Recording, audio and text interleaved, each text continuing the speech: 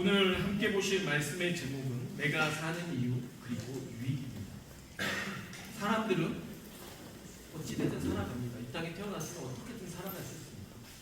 근데 삶의 이유가 분명히 있어요. 무슨 목적으로 사냐에 따라서 그 인생이 달라지게 되기 때문입니다. 그래서 우리가 왜 사는지, 무슨 목적으로 사는지 그걸 모르고 살아간다면 인생 자체가 우리가 그냥 살아가는, 아무 목적 없이 살아가는 정말 허탈한 삶, 말 그대로 허망한 삶을 살게 될 수 있기 때문입니다. 그래서 여러분 이 땅에 사는 이유가 무엇인지 알아봐야 됩니다. 돈을 버는 것이 여러분의 삶의 목적입니까? 아니면 부자가 되는 것인가? 아니면 여러분의 자녀들이 성공하는 것 때문에 오로지 여러분의 인생이 자녀들에게만 맞춰져서 자녀를 위해서 그냥 살아가는 삶입니까? 아니면 그냥 오래 사는 것이 여러분의 목적입니까? 아니면 여러분이 맛있는 게 먹고 사는 것이 여러분의 인생의 목적입니까? 한번 생각해 보아야 됩니다.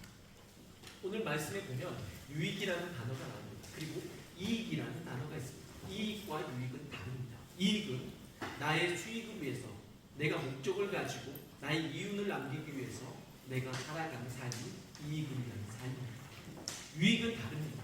유익은 나의 어떤 수익성, 나의 이득을 위해서 사는 게 아니고 남을 위해서, 내가 남을 위해서 나눠주고 남을 유익하기 위해서 살아가는 삶이 유익입니다. 그러니까 나만을 위해서 살아가는 삶은 그냥 그저 이익이라는 거죠. 어떤 선생님이 학생들에게 숙제를 내줬습니다. 숙제는 이것입니다. 삶이 무엇인가, 그리고 삶의 가치는 어느 정도인가를 알아오라고 숙제를 내줬습니다. 학생들이 이제 그 숙제를 하기 위해서 돌아다니는 겁니다. 여기저기 다니면서 삶이 무엇이고, 너무 어려운 숙제잖아요. 학생들에게는 삶의 가치가 무엇이지, 목적이 무엇이지, 뭐 이런 거 알고 다니는데 어떤 학생이 답을 찾았습니다. 그것도 시장에서 찾았습니다. 이렇게 시장에서 답이 나온 겁니다. 삶은 달걀 100원. 네. 삶은 달걀이 100원이다. 삶은 그래서 달걀 100원이구나. 얘가 그대로 있는 그냥 문자대로 받아들여야 됩니다. 우리의 삶이 100원짜리 인생은 아니지 않습니까? 가치 있는 삶. 누구에게나 가치가 있습니다. 여자의 일생이라는 책을 쓴 모파상이라는 사람이 있습니다. 그 유명한 작가는, 이 사람은 원래 신학교를 다니던 사람입니다. 근데 신학교에서 퇴학을 맞은 학생입니다. 그리고 그가 신학교에서 방황하고 방탕한 생활을 한 이후에 신앙과 완전한 결별을 선언한 인생을 살게 됩니다. 그래서 이제는 예수가 주인된 인생이 아니라 자기가 주인이 되는 삶을 살기로 계획합니다. 그리고 그 후에 그는 문학의 뜻을 가지고 책을 쓰게 된 것이요. 그 10년 만에 유명한 작가가 되었고 돈을 정말 많이 벌었습니다. 그래서 지중해 요트를 가지고 있었고 노르망디 저택을 가지고 있었는가 하면 파리에는 포 아파트를 가지고 쉴 새 없이 아내와 애인을 바꿔가며 살았습니다. 정말 자기 마음대로 자기 하고 싶은 거 다 하고 살았던 것이죠. 비평가들은 그에게 찬사를 보냈습니다. 멋지다. 남자들 막 부럽다. 나도 저기 살아봤으면 부러워하는 대상이었죠. 군중들은 그를 흠모했고 그의 은행에는 쓰고도 남은 여유분의 돈이 항상 채워져 있었습니다. 그러나 그 어느 날부터 그는 이 안진병과 불안증 그리고 불면증에 시달리야만 했습니다. 그래서 잠을 자지 못한 거예요. 여러분, 잠을 못 자는 것처럼 불행한 거예요. 잠을 잘 자는 것 정말 중요합니다. 우리 교회 성도도 오랜만에 제가 만났더니 잠을 못 자서 힘들었다는 말. 그러니까 잠을 자는 것이 여러분 얼마나 보기 좋은데요. 성경에서도 사랑하는 자에게 잠을 주십니다. 여러분, 잠 정말 소중합니다. 현대인들의 질병이죠. 잠을 못 자는 것은 정말 여러분 불행한 겁니다. 그러니까 여러분이 아무리 많은 걸 갖고 있어도 잠을 못 자는 거면 여러분들이 하나님 앞에 기도를 해야 되는 거죠. 그래서 여러분이 잠을 잘 자시길 소망합니다. 어쨌든 이 모파상은 잠을 자지 못했어요. 1892년 1월 1일 밝아온 새해, 그렇지만 이 한 해를 살아갈 아무런 이유를 찾지 못하고 모파상은 그냥 난 죽어야겠다 이런 생각을 갖고 자기가 작업하던 그 칼을 가지고 자기 목을 찌르게 됩니다. 그리고 응급실로 실려가게 되고 다행히 살게 됐습니다. 살게 됐지만 중요한 거는 그가 그 이후부터 정신질환인지 알게 됩니다. 그래서 정신병동에서 몇 달 동안 알 수 없는 말을 하며 허공에 향해서 이게 절규하게 됩니다. 그의 나이 바로 43세, 43살에 그는 세상을 등지고 맙니다. 그의 무덤 묘비명에는 이렇게 그의 말년에 쉴 새 없이 하던 말이 적혀 있었습니다. 그가 말년에 계속 했던 말이죠. 나는 모든 것을 소유하고자 했지만 결국 아무것도 갖지 못했다. 그는 모든 걸 소유하고자 했지만 가진 게 없게 되어버렸다. 허탈한 삶을 살았다는 거죠. 그래서 그는 부자의 꿈을 이룬 것 같지만 실상은 처절하게 가난했던 일생을 살았던 사람입니다. 그가 만일 신학교에서 가서 목사는 안 됐더라도 신앙의 길을 걸었더라면 그가 그래도 그의 목적이 분명했을 거예요. 여러분, 부자가 나쁜 거 아닙니다. 그래서 부자는 이렇게 허망하구나, 이걸 여러분이 말하는 게 아니에요. 여러분 잘 사시기 바랍니다. 부유해야 됩니다. 그런데 중요한 건 목적이 분명해야 된다는 거죠. 이 사람 그거 없이 죽을 떠나서 세상에 완전히 자신의 목적을 두고 살았다는 것이 안타까운 일입니다. 어느 의과 대학생이 쓴 글입니다. 새 학기가 시작되고 해부학 첫 실험 시간에 해부실로 들어갔다. 해부 도구와 수술용 고무장갑 그리고 비닐로 된 앞치마에 흰 실험복까지 갇혀 있고 실험실의 문을 여니 거기에는 실험대마다 한 구씩 모두 32구의 시체가 놓여 있었다. 시체의 피부는 벗기는 것이 첫 해부학 실험 시간의 과제였는데 그 작업을 하는 동안 그것이 단지 시체일 뿐 사람이라는 생각이 전혀 들지 않았다. 아주 정교하게 만들어진 인공 모형 배를 가르고 있는 듯한 느낌이었다. 그런 착각과 함께 나의 뇌리를 스치며 지나간 생각이 있었다. 그래, 이 사람들도 살아있었을 때에는 모두 자기 자신이 세상에서 가장 잘났다고 생각하며 살았겠지. 돈도 있었겠고 명예도 있었겠고 사랑도 있었고 또 죄를 짓고자 하는 사악한 마음도 있었겠지.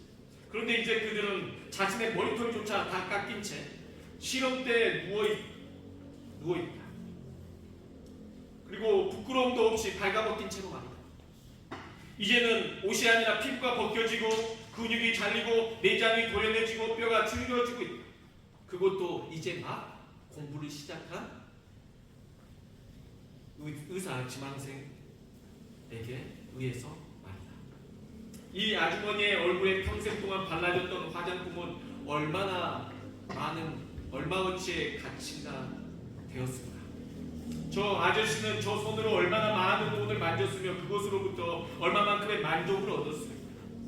그 순간 갑자기 이런 질문이 떠올랐다. 지금의 나 자신과 이 시체들 사이에는 도대체 무슨 차이가 있는가? 그것은 참으로 대답하기 어려운 질문이에요. 굳이 차이점을 찾는다면 그들은 죽었고 나는 살아있다는 것이다. 그렇다면 나는 지금 대체 무엇을 위해 살고 있단 말이야? 우리가 살아있지만 삶과 죽음의 차이가 그리 멀지 않다. 죽은 자와 산 자와의 차이는 산 자는 뭔가를 할 수 있는 기회가 아직도 주어졌다는 것이다. 이렇게 빠른 인생을 사는 동안 과연 우리는 무엇을 위해 살아야 할 것인가? 그 우대생의 깨달음을 적은 것이죠.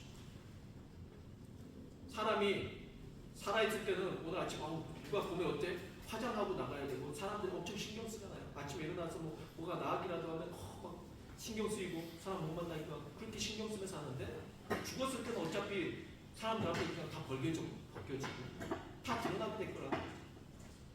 근데 우리는 어떤 목적으로 사는지 허망한 그 글을 표현한 것입니다. 오늘 본문 말씀 1장 20절 빌립보서 1장 20절에 보면 나의 간절한 기대와 소망을 따라 아무 일에든지 부끄러워하지 아니하고 지금도 전과 같이 온전히 담대하여 살든지 죽든지 내 몸에서 그리스도가 존귀하게 되게 하려 하나니. 여기에서 부끄러워하다라는 원어는요, 헬라어 원어는 처남, 수치, 불명예라는 의미를 지니고 있습니다. 바울은 나는 어떤 일에도 부끄러움을 당하지 않을 것이다 라는 강한 의지를 말해주고 있죠. 그럼 바울이 말하는 부끄러움은 뭘까요? 돈이 없어서 부끄러운 것, 내가 못생겨서 부끄러운 것, 내가 더러워서 부끄러운 것, 내가 공부를 못해서 부끄러운 것? 그런 게 부끄러웠을까요? 아니요. 바울이 말하는 것은 나의 간절한 기대와 소망을 따라 아무 일에도 부끄럽지 않다라는 그 부끄러움은 뭐냐면요, 자신이 고난과 역경을 지금 당하고 있습니다. 앞에 본문은 우리가 다 읽지 않았지만 정말 여러 고난과 역경을 겪고 있거든요. 그 가운데서 본인이 내가 예수 그리스도를 모른다고 할까, 그게 부끄러운 겁니다. 그러니까 자신이 뭘 못하고 부족해서 부끄러운 게 아니에요. 그건 부끄럽지 않아요. 그러나 내가 예수님을 부끄러워할까봐, 그런 상황이 놓일까봐 그게 더 부끄러운 거죠. 그래서 바울은 정말 자기가 가장 자랑스럽게 생각하는 게 이겁니다. 내가 이 땅에 사는 동안에 나는 예수님 내가 제일 사랑해야지. 나는 어디 가든 내가 예수님의 가장 인정받아야지. 사람들이 나를 보면, 나를 생각하면 아, 저 사람 정말 예수 제일 잘 믿었어. 예수님이 자랑스러워했던 사람. 그리고 예수님을 부끄러워하지 않았던 사람이야. 이것을 본인의 인생의 모토로 삼고 산 사람.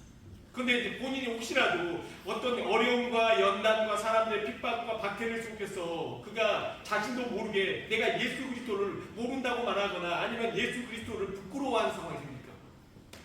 그게 두려운 거예요. 어렸을 때 몰랐어요. 아버지가 학교 앞에 오토바이 타고 올 때마다 부끄럽더라고요. 부끄럽더라고요. 그래서 아버지한테 말했어요. 아니, 다른 아버지들은 차 갖고 내려주는데 좀 오토바이니까 좀 멀리 좀 내려주라고, 창피하다고. 근데 저에게 그 부끄러움을 탈피할 수 있는 일이 생겼습니다. 같은 반 아이가, 제 친구가 아버지가 경운기로 태워 타주시더라고요. 경운기가 낫다. 오토바이가 낫지 경운기보다. 탈피했습니다. 여러분도 알지 않습니까? 어렸을 때 우리 부모님을 부끄러워했던 그 순간이 지나고 보면 얼마나 부끄러웠던 거야. 바울도 그런 거죠. 내가 사랑하는 사람, 내가 사랑하는 예수 그리스도를 내가 부끄러워하는 것 자체가 내가 부끄러워. 내가 부끄러워하지 아니하고 지금도 전과 같이 온전히 담대하여, 여러분 부끄러워하지 않으려면 담대해야 됩니다. 담대하여 살든지 죽든지 내 몸에서 뭐가요? 그리스도가 존귀하게 되게 하려 합니다. 살든지 죽든지 내 몸에서 그리스도가 존귀하게.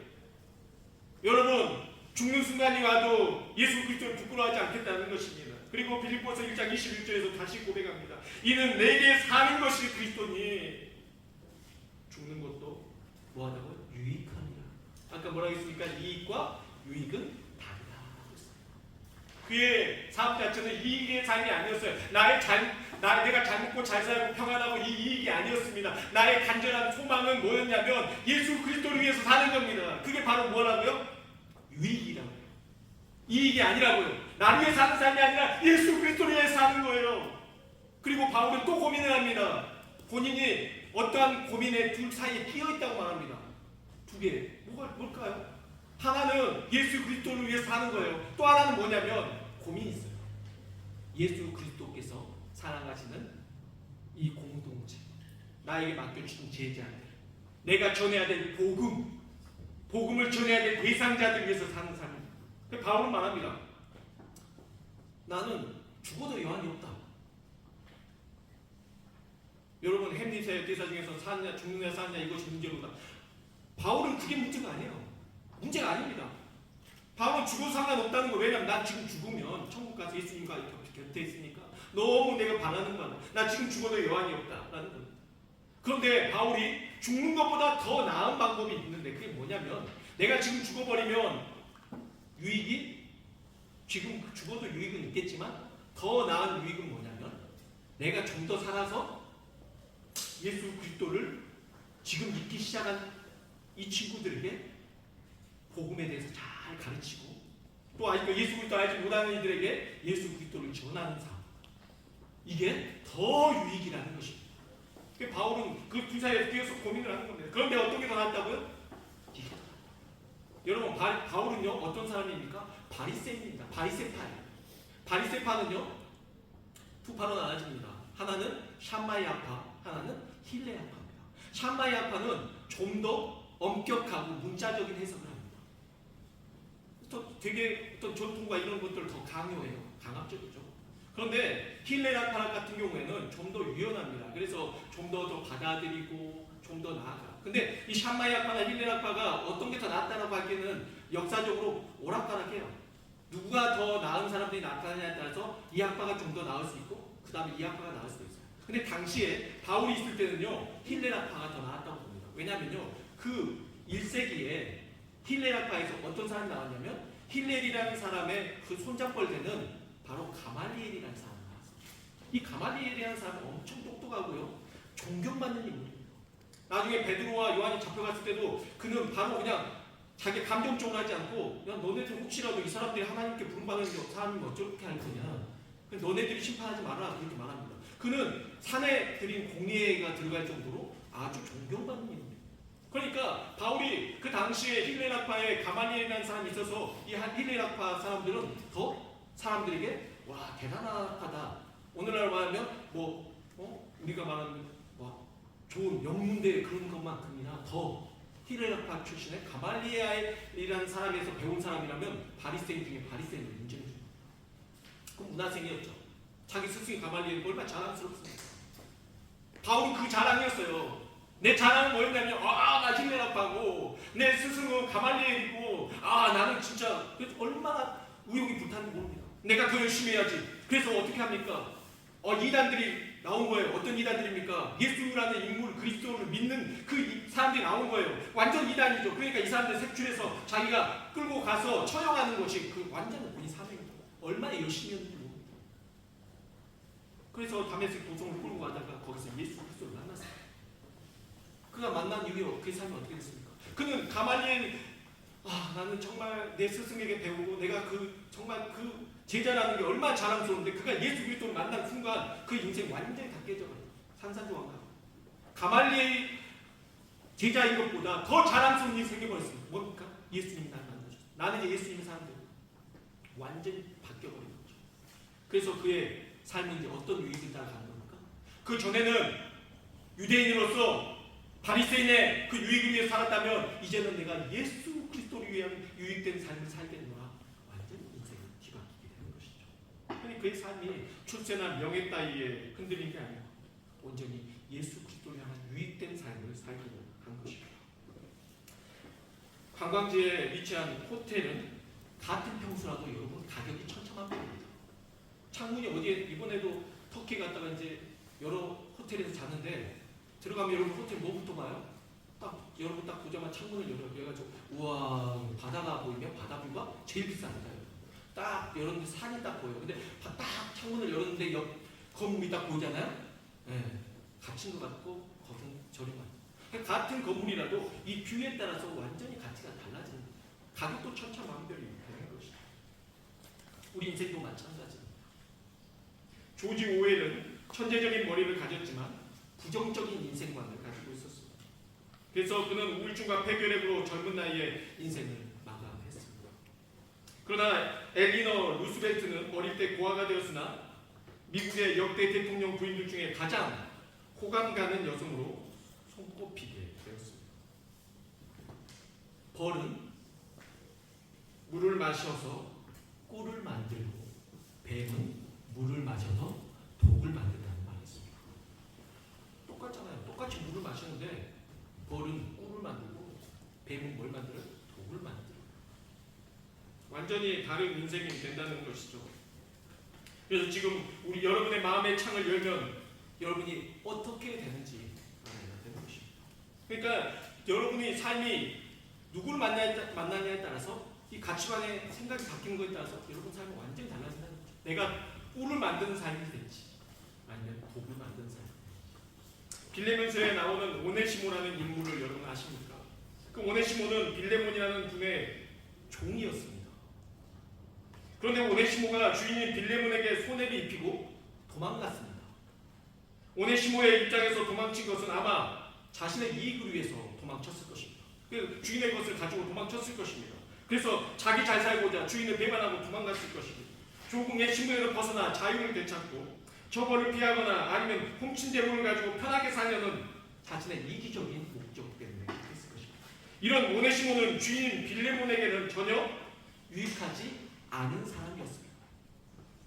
그는 유익 반대급은 뭘까요? 무익한 존재였겠죠. 그런데요, 도망쳤던 오네시모가요, 로마 감옥에서 갇혀서 한 사람을 만납니다. 그 사람이 누굽니까? 바로 바울을 만나. 이 사도 바울을 만나고 난 다음에 그가 바뀌게 됩니다. 그 사람은 어떤 사람이었다고요? 자신의 이익을 위해서 살았던 사람이에요. 자신의 이익 때문에 빌레몬에게 배반하고 도망쳤던 사람이라고. 무익한 사람이었다고요. 그런데 바울이 글을 쓰면서 뭐라고 말하냐면 빌레몬에게 이 오네시모가 이전에는 무익한 사람이었지만 이제는 유익한 사람이 되었다. 내게 너무나 필요한 사람이 되었다. 완전히 인생이 바뀌었다라고 소개를 합니다. 빌레몬서 1장 11절. 그가 전에는 네게 유익하였으나 이제는 나와 너에게 유익함. 어떤 존재가 되어버렸다고요? 무익한 존재가 유익한 존재가 되었다고요. 할렐루야. 이게 바로 우리 주 예수 그리스도께서 우리에게 바라시는 삶인 것이죠. 과거에 손해 끼치던 삶에서 이제는 손해가 끼치는 게 아니라 유익을 주는 사람이 되었다는 것이죠. 여러분의 유익은 무엇입니까? 오로지 건강과 장수와 물질과 성공과 명예와 자녀들의 출세입니까? 모두 예수님을 인격적으로 만나시길 소망합니다. 빌립보서 1장 22절 26절 말씀입니다. 오늘 본문. 그러나 만일 육신으로 사는 이것이 내 일의 열매일진데 무엇을 택해야 하는지 나는 알지 못하노라. 내가 그 둘 사이에 끼었으니 차라리 세상을 떠나서 그리스도와 함께 있는 것이 훨씬 더 좋은 일이다. 그렇게 하고 싶으나 내가 육신으로 있는 것이 너희를 위하여 더 유익하다. 내가 살 것과 너희 믿음의 진보와 기쁨을 위하여 너희 무리와 함께 거할 이것을 확실히 아노니 내가 다시 너희와 같이 있으므로 그리스도 예수 안에서 너희 자랑이 나로 말미암아 풍성하게 하려 함이라. 아멘. 바울은 자신이 지금 죽으면 예수님의 품에 안겨서 천국 갈 것을 확신했기 때문에 지금 죽는 것도 좋다고 말합니다. 하지만 누구 때문에요? 남겨진 사람들, 그리고 앞으로 자신이 만날 사람들, 그들 위해서 자신이 좀 더 버티고 사는 것이 낫다고 결정하는 것이죠. 데이빗 리빙스턴이 있습니다. 1813년 영국 스코틀랜드의 한 가난한 농부의 가정에서 태어났습니다. 그는 10살부터 공장에서 일하지 않으면 안 되었습니다. 그는 이렇게 일하면서도 책을 사서 읽기를 좋아했습니다. 그리고 어느 종교 서적을 통해서 결국 예수 그리스도를 인격적으로 만나게 됩니다. 그리고 그 자신을 전적으로 그리스도께 헌신하기로 하고 그는 아프리카의 선교사로 가게 되는 것이죠.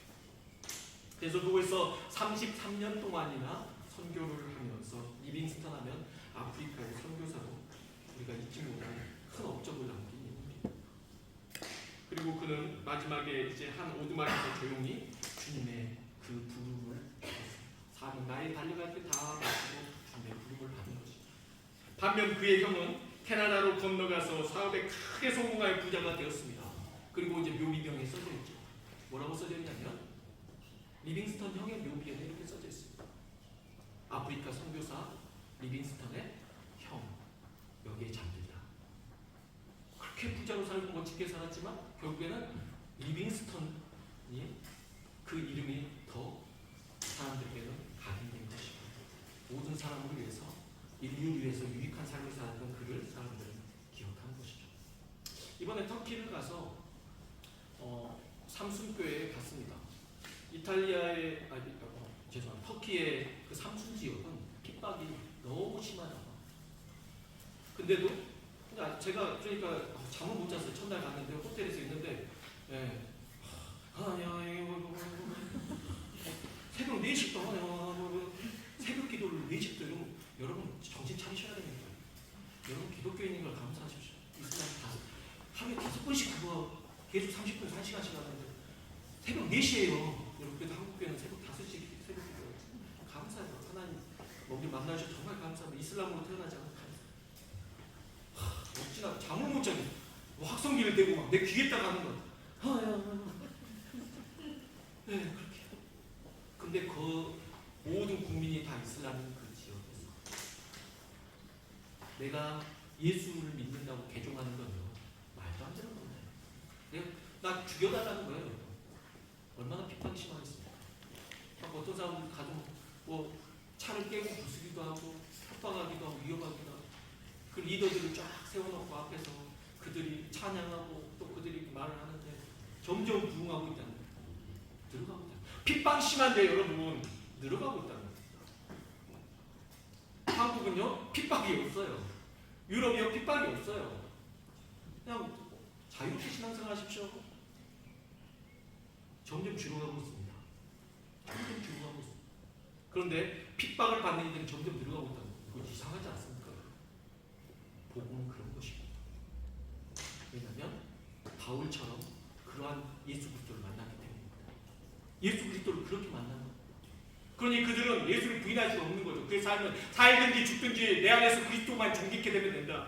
나의 간절한 소망을 따라 아무 일이든지 부끄럽지 아니하고 내가 왜 예수 그리스도 부끄럽지 않아? 난 자랑스러워. 내가 다니다가 길에서 돌을 맞을지라도 나 괜찮아. 나 예수 믿으면 나 알라 아니야. 나 아니야. 나는 예수 그리스도를 믿겠어. 그들은 선택하는 것이죠. 그렇게 삼순 지역에서 있고 이제 목회자들은 터키의 소아시아 교회들이나 바울이 거닐었던 그곳에 가게 됩니다. 처음 갔거든요, 사실. 버스로 한 5시간, 4시간을 가도 여러분, 우리가 말하는 뭐 에베소 교회 뭐 이렇게 이동을 버스로 한참 갑니다. 정체가 너무 힘들어. 다리가 안 펴져요, 나중에 앉아있는데. 그렇게 큰 땅이에요. 엄청 큰 땅이에요. 근데 그 땅을 바울과 우리의 믿음의 조상들이 걸었다는 거 아닙니까? 이스라엘부터 거닐어서 지금의 땅은 시리아, 레바논과 시리아를 지나서 그리고 터키 지방을 걸어서 그리고 동유럽 쪽으로 들어와서 유럽으로 해서 이탈리아 마지막에 바울이 들어온 것은 아피아가를 따라서 로마까지 와서 죽었다는 거예요. 그러면 다 거닐었다는 건 여러분 차로 지금 가보세요. 차로 거닐어도 못 가요. 여러분 힘들어서 못 가요. 여러분 차로 갔다 와보십시오. 여러분이 가시겠다 하면은 진짜 어떻게든지 비용을 못 하겠어요. 근데 어찌됐든 힘들어요. 정말 너무 힘듭니다. 버스 기사가 운전했는데 타고만 가도 너무 힘들어. 내비게이션으로 여러분 찾아가기 힘들잖아요. 우리 교회 오시면서도 내비게이션으로 참 찾기 힘들었습니다 하는데 내비게이션 보고도 찾기 힘든데 내비게이션도 어떤 그 지역 시절에 어디가 교회가 있는지 어떻게 알고 그걸 다 찾아다니면서 복음을 전하고 그 다음에 다시 돌아와서 2차 때, 3차 때 내가 있었던 그 교회를 다시 방문하고 말도 안 돼요. 여러분. 나를 죽이려고 힘들어하는 사람들을 피해서 갑바도기아 같은 곳에는 바위, 땅 속을 파고 들어갑니다. 여러분 로마에 있는 카타콤 같은 경우는 무덤리로 쓰였죠. 그러나 멜리데 섬으로 알려진 몰타라든지 아니면 그곳에 있는 갑바도기아라든지 그런 곳은요 바위 파고 들어가서 그곳에서 신앙생활을 했어요. 그러니까 나를 죽이려고 힘들게 하니까 바퀴를 피해서 예수를 믿기 위해서 여러분 땅을 파고 들어가고 땅 속을 아주 미로같이 계속 파고 여러분 땅으로 맺히고 땅으로 10층 이상에 계속 파고 들어가요. 계속 숨는 거. 그렇게 해서 나이스라도 신앙생활하는 거 아닙니까? 어떤 아이들은 태어났을 때부터 빛 한 번 못 보고 땅 속에서 왜냐 나오면 걸리면 죽으니까 땅 속에서 살고 땅 속에서 죽은 사람들도 많아요. 그랬다고 해요. 그러니 신앙생활을 어떻게 했겠습니까? 어떻게 했겠습니까? 자신의 이익을 위해서 했겠습니까? 자신의 삶의 목적이 그들이 사는 이유가 무엇이었겠어요? 오직 예수 그리스도를 믿는 삶이었죠. 유익한 삶, 오직 예수 그리스도를 위한 삶이었죠. 그들의 삶은 세상적인 관점에서 유익한 삶은 아니었습니다. 그러나 그들의 삶은 하나님께서 예수 그리스도께서 기뻐하시는 그 삶, 가장 유익한 삶을 살아가는 것입니다. 여러분, 여러분의 남은 인생은 여러분 어떻게 살기를 바라십니까? 여러분의 삶의 목적을 찾으셨습니다. 아직 그 이유를 찾지 못하셨다면 여러분이 예수님을 인격적으로 만날 수 있기를 소망합니다. 제가 여러분 어려워요. 우리 학생들 중고등부 학생들 데리고 제가 한국을 가려는 목적 만유로가 없으니까 지금 만유로 모금하면서까지 굳이 걔들 데리고 갈 이유가 없거든요. 왜 그렇게 가야 되냐면요, 여러분. 하나님 만날 수 있는 기회거든요. 머리가 크잖아요. 나중에 크잖아요. 남의 말 안 들어요. 더 안 들어요. 얘네 30대 40대 예수님 만나기 쉽겠습니까? 지금 만나기 쉽겠습니까? 지금 만나기 쉽거든요. 나중에 돈 벌잖아요. 먹을 거 사줘도 여러분 안 움직여요. 지금은 누가 먹을 거 사주면 그래 감사하는 마음이 생기죠. 자신 내가 돈 있는데 안 들린다고요. 먹을 거 준다 교육 오는 시대는 아니지만 그래도 애들이 지금 통한단 말이에요. 지금이 그래서 하나님을 만나야 돼요. 지금 얘네들이 인격적으로 하나님을 만나면 바뀔 수 있거든요. 그래서 중요한 부분인 것입니다. 근데 여러분이 정말 바울이 한 유익된 삶을 산다면 여러분 자녀들이 어디 가고 하나님 의대 가고 뭐 공부 잘해가지고 출세하기 위해서 이걸 놔두고 기도하는 게 아니라 하나님 이들의 삶이 예수 그리스도를 만나서 바울처럼 변화되게 하여 주옵소서. 그리고 여러분이 더 살아가는 겁니다. 여러분이 왜 부모가 오래 살아야 되냐면요, 장수해야 되냐면요, 여러분의 자녀들이 예수 그리스도를 믿게 해야 되는 것이기 때문입니다. 여러분의 대대 손손이 예수 그리스도를 믿게 하기 위해서 여러분 우리의 삶이 살아야 되기 때문에 여러분이 장수해야 됩니다. 그래서 여러분 오래 사셔야 돼요.